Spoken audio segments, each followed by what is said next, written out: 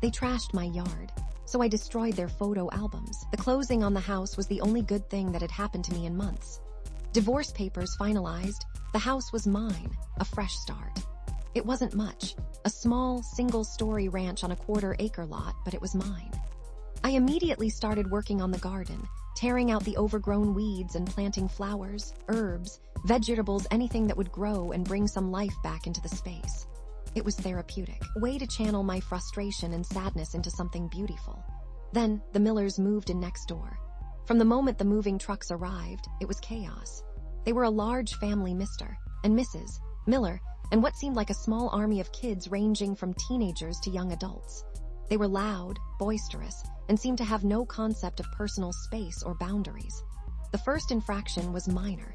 Trash from their moving boxes kept blowing into my yard. I picked it up, thinking nothing of it. Then, it happened again the next day and the next. Finally, I saw one of the Miller kids, a lanky teenager with a bored expression, toss an empty soda can directly onto my lawn. I walked over to their driveway, where Mr. Miller was supervising the unloading. "Excuse me," I said, trying to keep my voice even. "I've noticed a lot of trash blowing into my yard. Could you please try to keep it contained?" Mr. Miller just shrugged. "Wind's been bad," he said, not even looking at me. "Well, maybe you could put a lid on your trash cans," I suggested. He finally turned to face me, his eyes narrowed. "Listen, lady, we're just trying to move in. I don't have time to worry about a few scraps of paper." I bit back a retort. "It's just common courtesy," I said, then turned and walked back to my house, feeling a knot of irritation forming in my stomach. It didn't stop there. Their teenage kids started using my yard as a shortcut to get to the park down the street, trampling my newly planted flowers. They parked their cars halfway on my lawn when they had parties. And the parties, they were frequent, loud, and went on until the early hours of the morning. I tried talking to Mr. Miller again, but it was useless. He was even more dismissive this time, telling me to lighten up and enjoy life. I called the homeowners association, but they said there wasn't much they could do about noise complaints unless they were after midnight. And of course, the parties always conveniently wrapped up by 11:59 p.m. The garden became my sanctuary, my only escape from the constant Miller-induced stress. I spent hours weeding, planting, and nurturing my little green haven. It was thriving, a riot of color and life. Then came the night of the Miller family reunion. The music was deafening. Cars lined the street, blocking my driveway. I could hear shouts and laughter echoing through the neighborhood. I tried to ignore it, but the vibrations from the music were rattling my windows. Around 10 p.m., I heard a crash outside. I ran to the window and peered out. A group of drunken Miller teenagers were stumbling through my garden, knocking over plants, trampling the flower beds, and laughing hysterically. I flew out the door, my blood boiling. "Hey, stop it, get out of my garden," I screamed. They just laughed at me, their eyes glazed over with alcohol. One of them, who I later learned was Josh, Mr. Miller's oldest son, picked up a tomato plant and threw it at me. It splattered against my chest, leaving a pulpy mess. That was it. I snapped. "Get off my property," I yelled, my voice shaking with rage. "All of you get out," they finally stumbled away, still laughing, leaving a trail of destruction in their wake. I stood there in the middle of my ruined garden, tears streaming down my face. My sanctuary, my therapy, my escape all gone, destroyed by the Millers' utter disregard for anything but themselves. The next morning, I assessed the damage. It was worse than I thought. Almost every plant was broken or uprooted. The flower beds were a mess of trampled soil and broken stems. My carefully constructed herb garden was decimated. I spent the entire day cleaning up, salvaging what I could, but the damage was done. The joy I had found in gardening was gone, replaced by a bitter, burning anger. I started documenting everything. I took photos of the damage to my garden, the cars parked on my lawn, the trash blowing into my yard. I even started recording their parties, capturing the noise levels and the blatant disregard for the neighborhood's peace and quiet. I considered legal action, but I knew it would be expensive and time-consuming, and I wasn't sure I had the energy to fight. That's when I started researching the Millers. I looked them up online, hoping to find something, anything, that I could use to get them to stop. It was a long shot, but I was desperate. That's when I found it. Mrs. Miller ran a small business out of her home, specializing in restoring old photographs. She had a website and a social media page, filled with before and after photos of her work. She seemed to be quite talented, and her clients raved about her skills.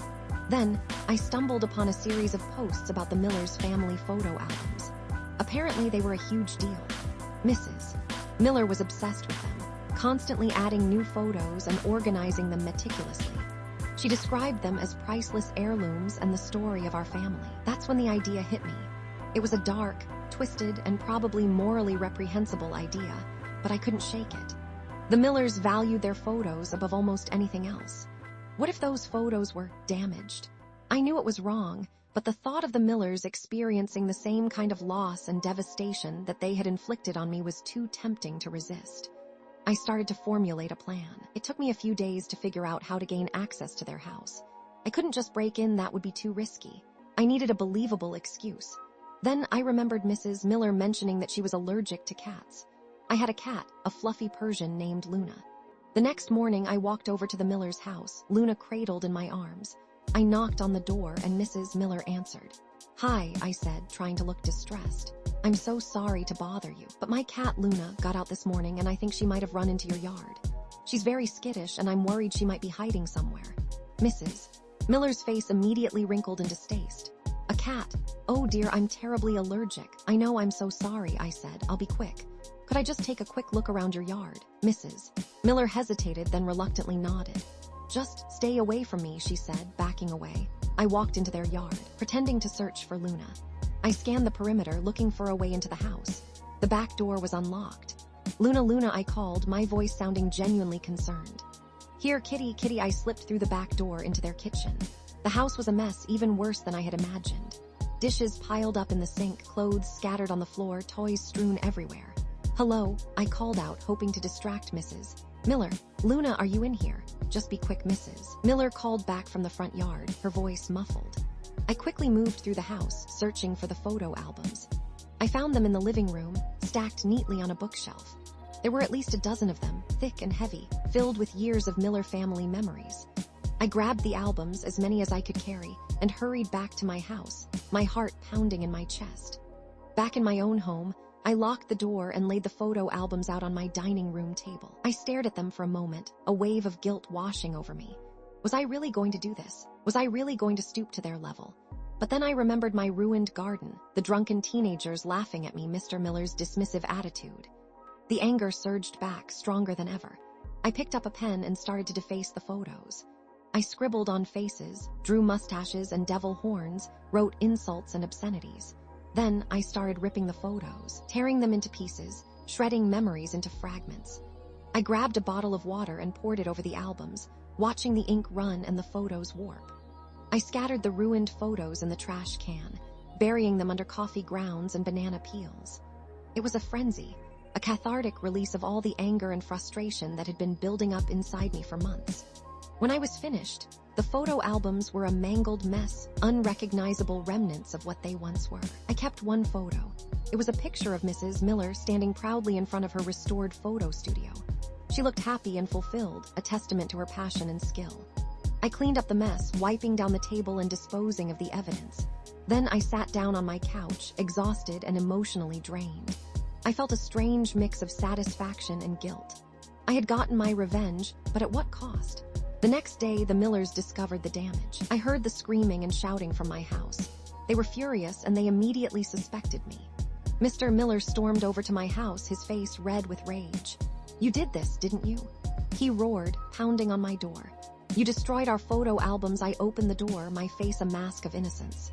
"I have no idea what you're talking about," I said, my voice calm and steady. "What happened?" "Don't play dumb with me," he shouted. "Our photo albums are ruined. Someone broke into our house and destroyed them." "Oh my God, that's terrible," I said, feigning shock. "I can't believe someone would do something like that.